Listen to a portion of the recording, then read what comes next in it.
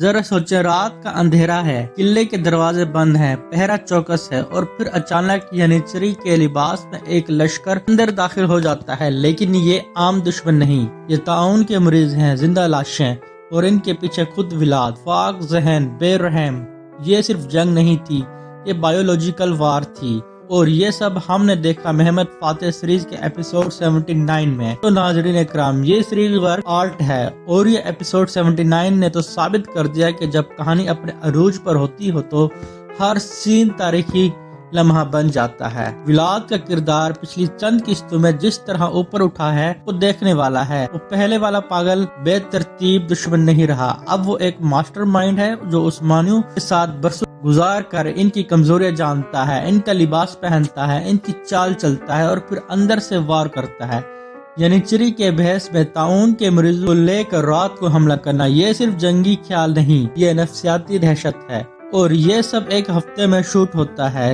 ترکی کی سینسرشپ کی جنجیروں میں بھی اگر یہ آزاد ہو کر بنائے تو کیا ماسٹر پیس نکلے، سوچ کر ہی رونگٹے کھڑے ہو جاتے ہیں۔ اور دوسری طرف سلطان فاتح جب وہ کہتا ہے جو مجھ سے محبت کرتا ہے میرے پیچھے آئے، تو انسان خود کو اس لشکر کے درمیان محسوس کرتا ہے، خون گرم ہو جاتا ہے، سوئی ہوئی جنگی روح جاگ اٹھتی ہے۔ وہ جذبات کی وہ تپش ہے جو کسی اور سیریز میں نہیں ملتی، نہ وہ روب اور نہ وہ ہیبت اور نہ ہی وہ آگ۔ لیکن اس ایپیسوڈ کا سب سے دل کو چھونے والا سین تھا علی بے سلطان اور زینوس کے درمیان۔ تین انسان جن کا رشتہ محبت، وفا اور یقین سے بنا ہے، اور جن میں سے اب ایک رخصت ہونے والا ہے۔ جی ہاں، زینوس پچھلی قسط میں طاعون کے مریض کا خون اس کے چہرے پر لگ گیا، اور آنے والے ٹریلر نے وہ کہہ دیا جو ہم سننا نہیں چاہتے تھے۔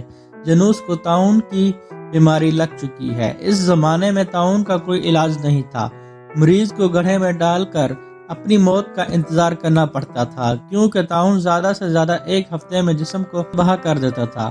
بغل میں گلٹی سے شروع ہو کر پورے بدن میں زہر پھیل جاتا۔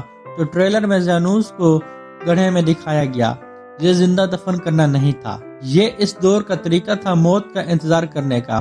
محمد فاتح کے خوابوں پر ایمان رکھنے والا زینوس اگلی قسط میں ہمیں خدا حافظ کہہ دے گا، اور بات صرف زینوس تک نہیں رکتی۔ سیٹ سے آنے والی تصاویر کے مطابق علی بے نے بھی اپنے آخری سینز ریکارڈ کروا لیے ہیں، یعنی سلطان فاتح سے محبت کرنے والے، ان پر جان دینے والے ایک ایک کر کے رخصت ہوتے جا رہے ہیں۔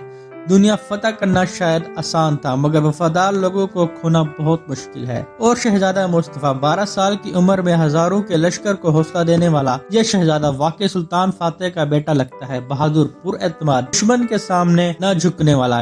رائٹرز نے اس کی اور سلطان کی مشابہت دکھانے میں کمال کر دی، کیونکہ سلطان فاتح بھی 12 سال کی عمر میں تخت پر بٹھائے گئے تھے۔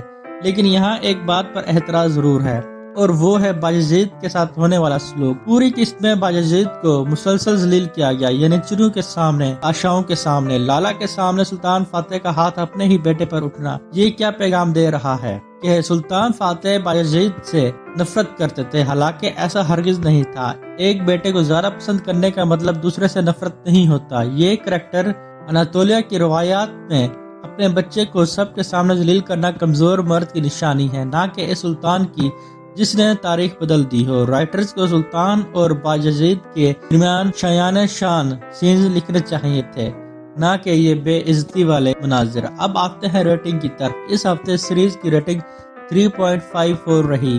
اے ٹی وی نے فٹ بال میچ کی وجہ سے اپنی سیریز نہیں چلائی، لیکن اس سے بھی سلطان فاتح کی ریٹنگ میں کوئی خاص فرق نہیں آیا۔